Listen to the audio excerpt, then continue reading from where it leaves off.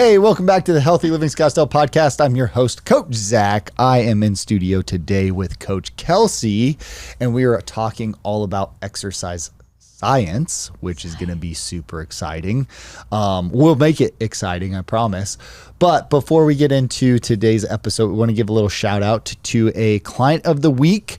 And Kelsey, this was your pick. So this week's client of the week is Lindsay Hahn. Lindsay Hahn. Shout out to Lindsay.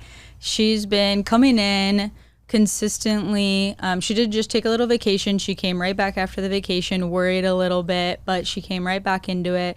One big thing I want to give it a shout out to her is she's really been focusing on form. So anytime she's like, hey, can you please just correct my form, make sure that I'm doing this correctly. I don't want to hurt myself. Or she's just like, hey, is my form good on this? Like always checking in because she just wants to make sure that she's doing whatever movement it is right. And I just want to give a shout out to her for doing that and just coming in and killing it. Yeah. Lindsay's probably would win the award for most polite person on the planet. Correct. She is so polite. So sweet. So sweet, so Yeah. polite. Yeah. But Lindsay, we love having you. You're awesome. And I love when people I love when people get kind of nerdy around exercise and just want to understand, and then they just work really hard. So, so she's a good person For today's topic. Yeah, for today's topic. So, let's talk about the science of exercise. So there are certain things that I try to teach our young coaches when they come on board of, hey, there are certain things that are universal, like principles that are exercise science. It's like these things are exercise science. This is what the science and the research says. And those things are global and we apply those to everybody collectively. And then what we have to do is we have to figure out, well, how do we take those universal principles and apply them at an individual level, right? The individual application for each person based off of, their capabilities, their fitness level, their goals. And there's this huge disconnect in the fitness industry because there's just for me personally, I have probably been doing the same 50 exercises every week or every other week for the last 15 years, right? Hey, here are the movement patterns. Here are the exercises. I can adjust how I'm going to put them together, right? I might have a small little variation of, hey, I turn my hand this way instead of this way, but it's still the same exercise. And that's what is effective and scientific. But what we're up against in our industry is the hype, the glamour of oh, we found this new exercise and here's the cool way to do it. And you see the people on Instagram doing this exercise. And if you break it down, you're like, that's so not effective. Yeah. Right? I would love for somebody to do some research where they hook electrodes up to that person and then actually measure their muscle engagement versus hey, this exercise. So it's so funny to me. I'll use an example. I know we have a different format today. Kelsey wants to interview me and ask me some questions that we commonly hear from members. But it's so funny to me, the glute cable kickback, made famous by Instagram, I'm sure. Don't know that for a fact, but I'm assuming that's where it came. And I'm like, that is the least effective exercise of all time. You only do that if you're injured and can't do this other exercise. But no, maybe you should do an RDL instead, or single leg RDL. And, there's probably 10 other exercises that you can do. They're going to be more effective than that. But because you saw somebody on Instagram with a nice butt with a cable attached to their leg and they're kicking it back, you're like, that's how I grow or gain a nice butt. That's how my butt looks like their butt. Yes. And I'm like, no, that's not how it works. But anyway, okay, rant over. So Kelsey, anything to add to that, or do you want to just dive in and start asking me questions about this? One thing I'll add to that, I feel like the hype, like you said, on Instagram, people seeing these new exercises, I want to try that, that's new, that looks different, something I don't do, is because people get bored. Yes. I hear bored all the time. So Yeah. that'll go to question number 1. Yeah. This is boring. I'm bored. When are we going to do something different? Well, so like that's a challenge, right? Is where do you put variety in? Where does it become variety for the sake of variety, right? And then, is it effective? How do you maintain that effectiveness, right? Because you look at somebody. Hold on, I'm gonna back up here. Usually people come to us because they're trying to solve a problem, right? They have a specific problem like, hey, I can't get in shape. I need help. I need a professional's help to get in shape. And then we go, okay, here's exactly what you need to do to get in shape. And they're like, I'm bored. I don't want to do what you're telling me. That's like scientifically proven. Here's the methodology. Here's how you do it. No, I want to do that thing that the Instagram model's doing because I'm bored, right? Like, it all comes back to your goals, right? And that's just something that frustrates me is somebody's like, hey, I need the professional help. I don't know what to do on my own. I could not put a workout together, couldn't put a good program together. And we spend, years going to school and learning these things. Our programming has evolved over the last decade immensely, right? From what we were doing when I started here to where we are now, and the amount of brain power that's gone into that, and like that I've extracted out of our coach, people much smarter than me, that I've extracted out of our coaches' brains to be like, this is going to be the most effective way of doing something. I've taken that information and we create a program around that for somebody, and then they're like, well, I don't want to do that because it's boring. Right. Mm-hmm. And so that's a major challenge that we have in our industry is like, I know you want to go like dangle from a curtain hanging from the sky and flipping upside down. And then you want to go to the next room over and attach yourself to a trampoline. Pilates. And you want to jump on a trampoline. Don't even get me started on Pilates. Pilates a flipping joke. It's a joke. Oh, I want the long, lean muscles. What are you talking about? There's no such thing. Yeah. Your muscle attaches at a joint and then attaches to another joint. So depending on how long your bones are, that's how long your muscle is. It's genetic. Yep. And so there's no such thing as a long, lean muscle. The reason it doesn't look lean is because it's covered in body fat. It's not the weight training that is going to make you look bulky. It's the burrito that you're eating. The McDonald's. Stop. Like, yeah, you want the long, lean muscle. It's just weird how people are always looking for a shortcut, right? And we always go after the wrong thing. Like everybody has the money, everybody has the time to do the wrong thing, right? But then when the thing that's not going to get them results, that they're just going to have to try again versus like, oh, here's the right approach. Is it going to be like instant results? No, you're gonna have to work at it. But if you start lifting weights, right, first of all, it's like impossible to get bulky without trying. Sorry. I know you have a unique body type that's unique to you, that's different than every other woman on the face of the earth, that if you even look at a weight or lift a weight that's over 7.5 pounds, you're going to turn into the Hulk. But you're not. It's not possible. That's another question I get all the time. Oh, yeah. What can I do? I don't want to look bulky. I don't want my shoulders and my upper body to be bulky. So I'll just pick lighter weights. Lighter weights isn't going to get you anything. You're not going to be strong and you're not going to be lean. And you're not going to lose body fat. You're not going to lose body fat. Right, exactly. So what's going to happen, here's the thing, okay? So I'll settle down a little bit because I'm all fired up. Here's the thing, right? So what we typically see as a trend with women, especially women that are over 40 years old, is they will gain muscle before they'll start losing body fat, right? So if you gain 10 pounds of muscle, let's say, which is pretty drastic, like it's going to take you a year if you're over 40 to gain 10 pounds of muscle, right? Doesn't take that long to gain body fat. You can gain 10 pounds of body fat in like a week. But it's going to take you about it's going to take probably 10 to 12 months. If you're working really hard, you're consistent to gain 10 pounds of muscle.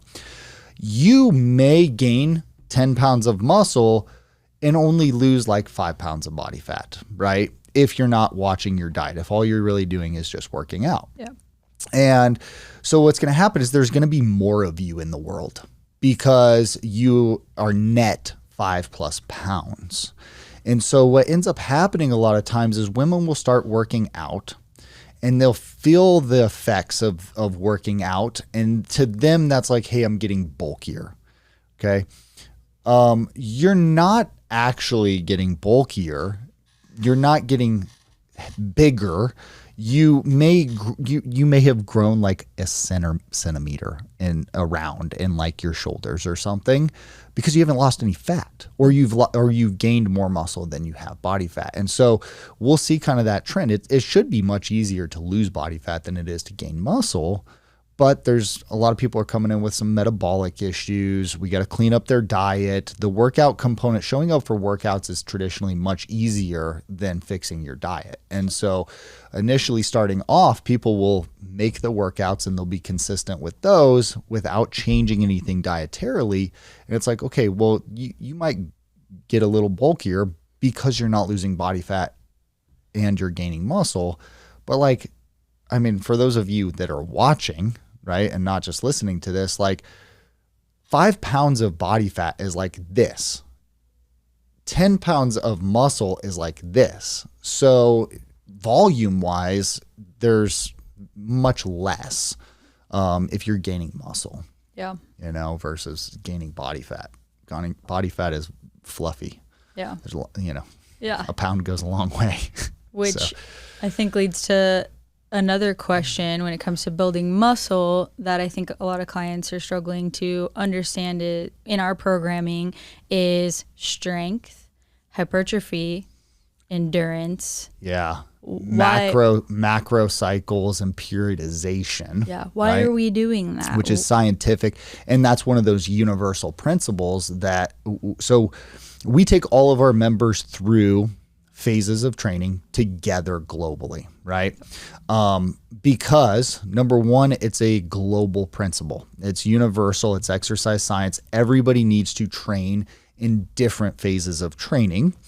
And the reason for that is so that you don't create holes in your fitness, right? Like if all I did was strength training where I did 5 reps for 5 sets, I'm not going to have any muscular endurance at all, right? And so that's going to create a massive hole in my fitness, because if I'm ever doing anything outside of the gym that's going to require me to have some muscular endurance, I'm not going to be able to do it, right? So like maybe I'm really good at deadlifting some heavy weight off the ground, which is, by the way, what we're trying to accomplish in a strength phase is getting stronger, right?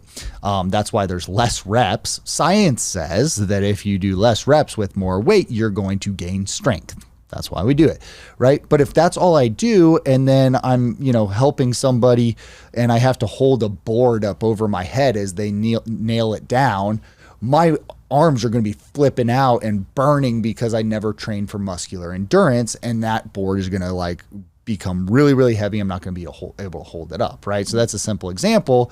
Whereas if I train just in the endurance phase where it's lighter weight, more reps, endurance is anything over 13 reps, technically, scientifically speaking. We try to keep our rep ranges like 15 to 25 in an endurance phase. But if all I do is endurance, well, then somebody asks me to help them move a heavy couch. It's like I'm not strong enough to go pick that couch up, right? And so that's why it's designed the way that it's designed for our members, is like, we don't want any holes in your program, right? So some free information for anybody that's not a member that listens to this. We start everybody off, we do a week of an integration phase, okay? I'll talk about what integration is in a second. Then we do 4 weeks of hypertrophy. Then we do an integration phase, 4 weeks of strength, integration, and then 2 weeks of endurance. Okay. And then once we go through 13 weeks of that, which is 1 quarter, we repeat that process. Okay. So in an endurance phase, we're trying to work on our muscular endurance, our ability to maintain or stabilize the muscle for repeated reps. Okay. In the strength phase, we're trying to get stronger. We're trying to be able to move more weight, which is the second most important metric when it comes to morbidity or reducing your risk of morbidity. VO2 max is number one. So your cardiovascular health, and then your strength. Your overall strength is most important as you age because people lose that. And then hypertrophy is a phase of training, which is increasing your muscle size. That's what the focus is, or goal of hypertrophy or purpose of it is, which is number 3 on the list of reduce risk of morbidity, is how much muscle you have. So cardiovascular wise, which we're attacking that system in the endurance phase, right? Not only your muscle's ability to maintain or stabilize for repeated reps, but also taxes your cardiovascular system more than a strength phase where we're at like, low reps with more rest, and then hypertrophy. So sorry for trying to keep you alive, but we're kind of know what we're doing here. There's a reason why. Science, bro. And I hate saying trust the science, but it's like, this is real research that comes out of pretty much like every exercise master's level or PhD level program out there. And then we didn't always have the integration phase. One of the reasons why we added an integration phase is because we had a really smart coach named JC. You guys remember her on this podcast. And she said, hey, I think, what's happening is our clients are losing a little bit of their fitness for a specific thing like strength. They're losing a little bit of their strength between a strength phase and circling back to strength. So when we get to the strength phase, it'd be really great if their weights were a little bit heavier at the beginning of strength every single time we circle back to that, right? But what's happening is it's taking them like 2 weeks for their neuromuscular system to adjust back to lifting that weight. And so neuromuscular, it's just your body's ability to recruit enough neurons to move the weight. So it's not even that they lost the strength. Their nervous system just like became deconditioned where they don't remember, hey, here's how many neurons I need to recruit to move this weight, right? And so it'd take like 2 weeks before they would ramp back up to being able to do strength. And then same kind of thing with endurance, same thing with hypertrophy. And so she said, what if we do, we need to maybe lengthen the strength phase. And I was like, well, I don't want to do that because then it's going to create the same problem for all these other things. And if we disperse it, if we break the strength phase up, then, we're probably not going to spend enough time in it. And so together as a team, we came up with the integration phase, which is a combination of a strength block, a hypertrophy block, and then an endurance block. So we maintain fitness in every single area year round. Yep. We don't create any holes in it, right? So that's what you will absolutely never get in any type of boot camp style program or, a trainer that you're not. Most trainers, I remember when I started out and I was a clown at 24-Hour Fitness, and I never even designed a workout for my clients. They just came in and I kind of had a general idea what I was going to do with them that day.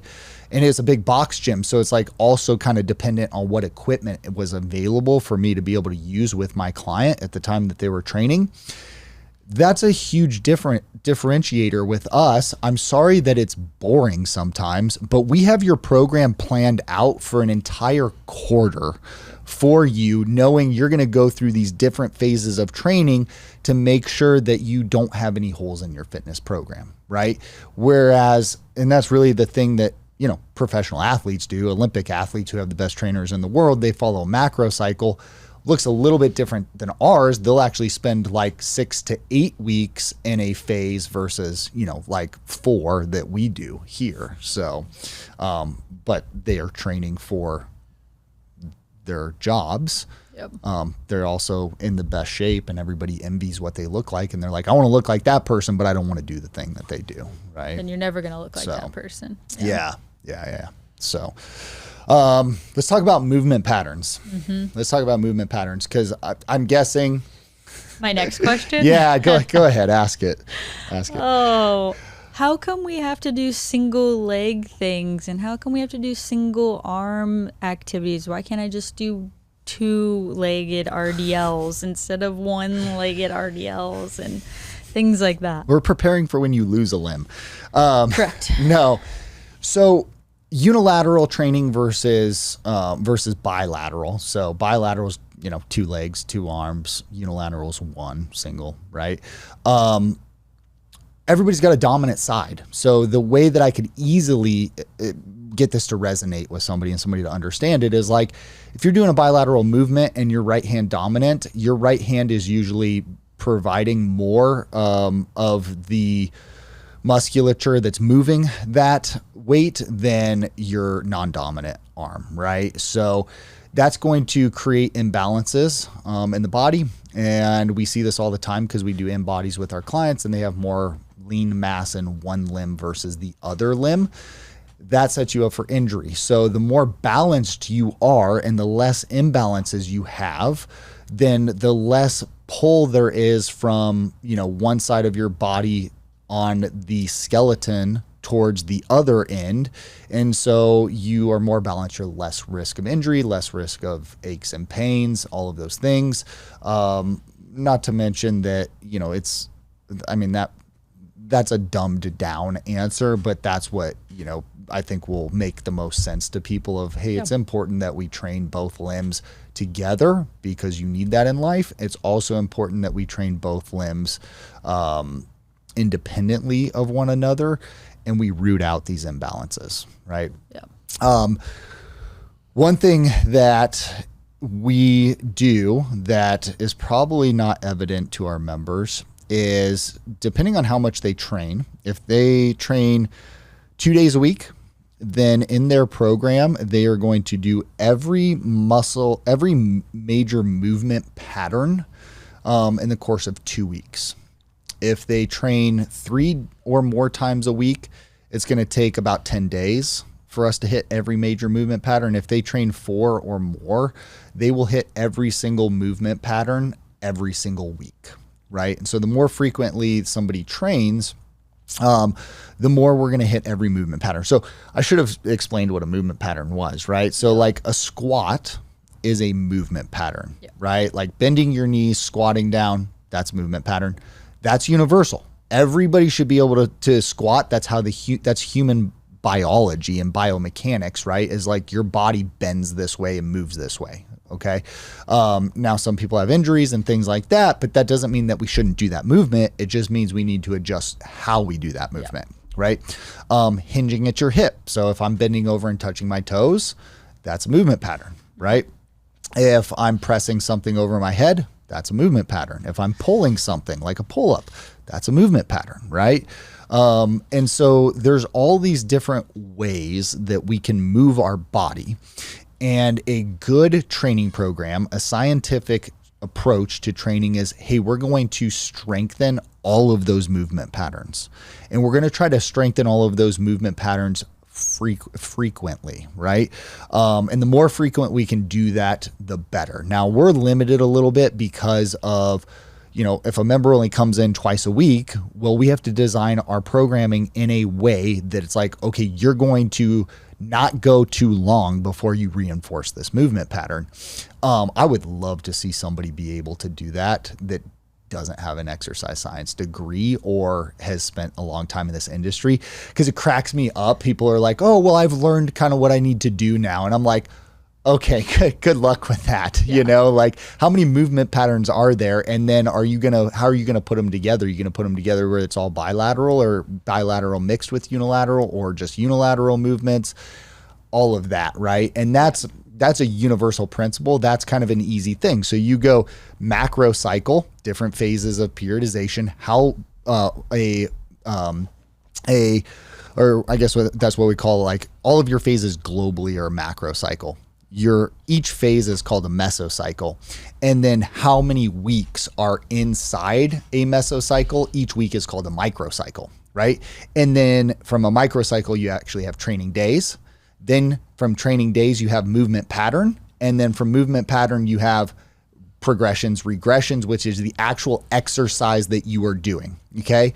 So that's the hierarchy of how you program design: macrocycle, mesocycle, microcycle, training days, movement patterns, exercises. Okay. You don't just go, oh, what are we going to throw together today? Well, if we do, wall ball slams and then I push the sled and then I do some battle ropes and then I jump up and down really, really fast. Like, okay, well, what did you accomplish? Do you even know? Because you just threw everything at the wall and saw to see what would stick, right? And what happens is people perceive effort as good training, right? And so they're like, man, I really worked up a sweat. That was a lot of fun. And we're like, well, that was horrible. That was like the worst approach to training that you could ever have. Good luck working out tomorrow. Right. And what muscles are you going to work tomorrow? Right. So that's why this is so important, is like, if you do these movement patterns today, you do these movement patterns tomorrow and these movement patterns and then these movement patterns. And we know exactly, okay, over the course of 2 weeks, these are all the movement patterns that you're going to hit. You're going to hit every single one. You're not going to miss any. And it's going to be super effective so that you can train 4 days in a row, or you can train, Tuesday, Thursday and still have the same level or close as possible to the same level of effectiveness as somebody that's training Monday, Tuesday, Thursday, Friday, right? All of those things. So it's not like you just come up with this on a whim, right? We're not making it up. Yeah, we're not making it up, right? Stick it together with our whiteboard and go, I don't know. Yeah. Lat pulls today and then squats. Sure. Well, that's what most trainers and training programs out there do, is they just choose exercises, right? So let's talk about exercise. We'll wrap up with this. When it comes to exercises, okay, so a squat's a movement pattern, right? Well, what kind of squat should somebody do? Well, somebody probably has a jacked up knee and they're like, hey, squats hurt, okay?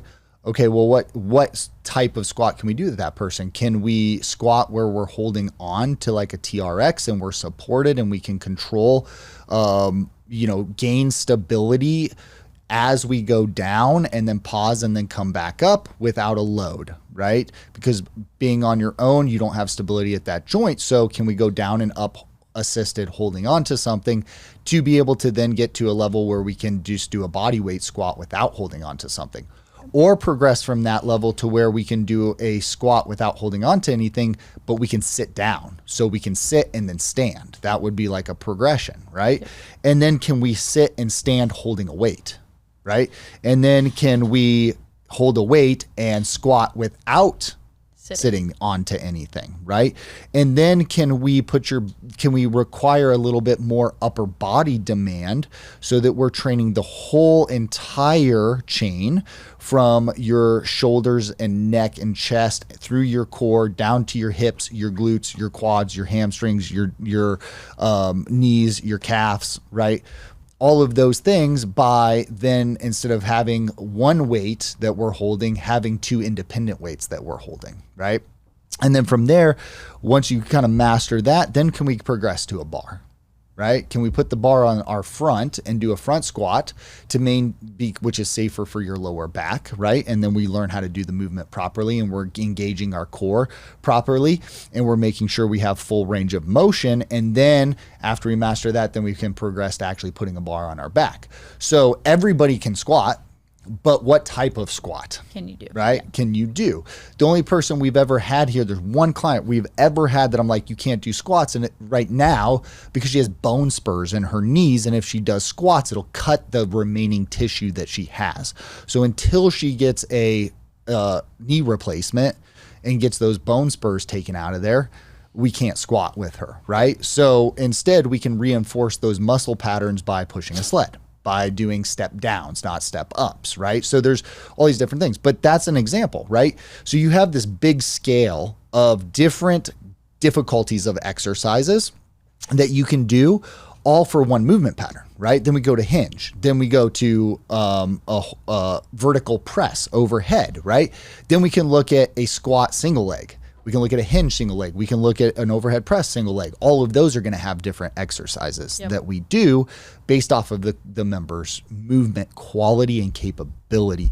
And for us, what our members want is for us one day to do like a, squat with them where they're holding a weight at their chest and they're squatting. And then the very next week, put a bar on their back, because that's variation. Those are two different exercises in the client's mind, but in a trainer's mind, that's the same movement pattern. Yep. So you're thinking in terms of exercises, we're thinking in terms of movement patterns. And what we're doing is we're going, here's going to be the most effective version of you to do this, right? And it varies phase to phase. So in a strength phase, maybe you're capable of putting a bar on your back and doing barbell squats, right? 5 reps, heavier weight.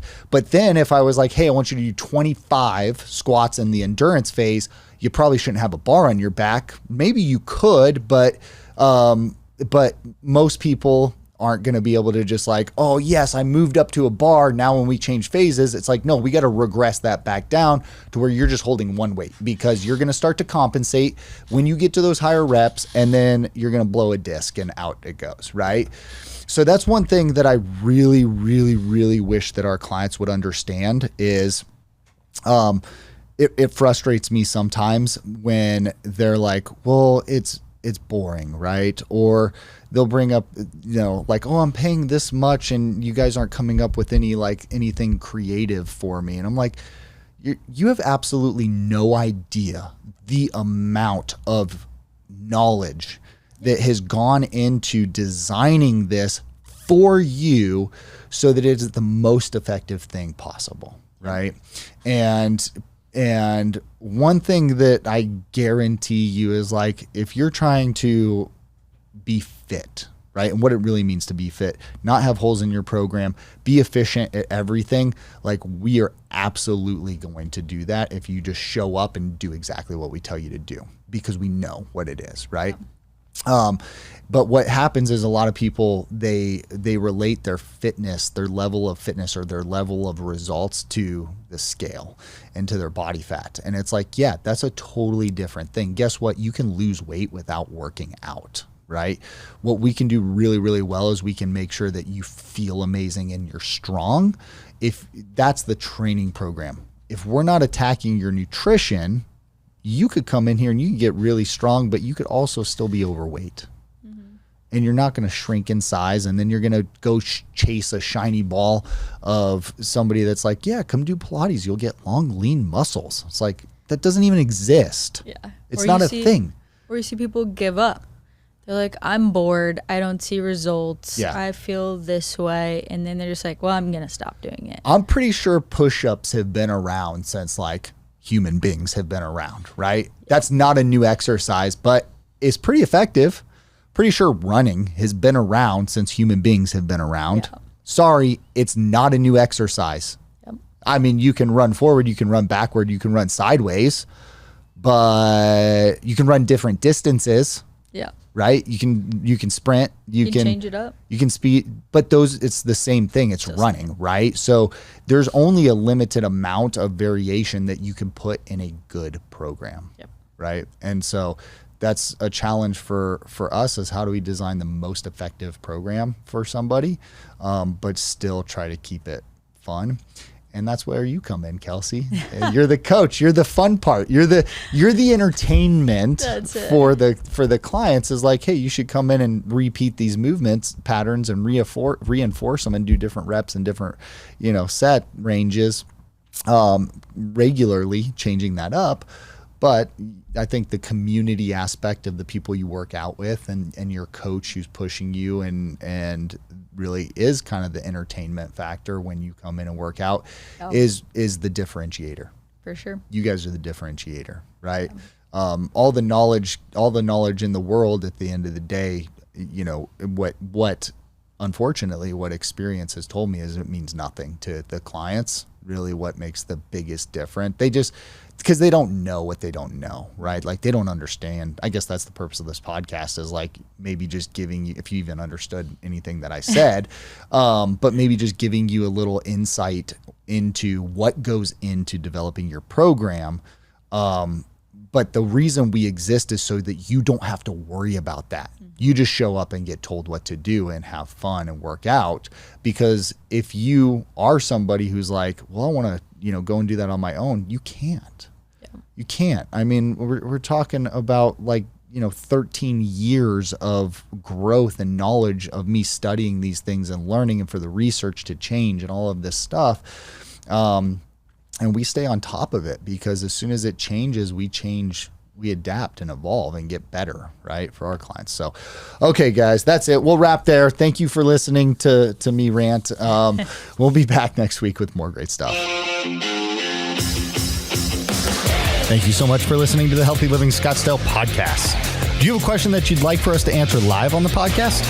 If so, all you need to do is head over to the Apple Podcast app on your iPhone and do 3 simple things. First, leave us a rating and review telling me what you think of the podcast. In that review, ask anything you want related to health, fitness, or nutrition. And if you want a shout out, leave us your Instagram handle or name. That's all you have to do. Then listen to hear your questions answered live on the next Q&A episode.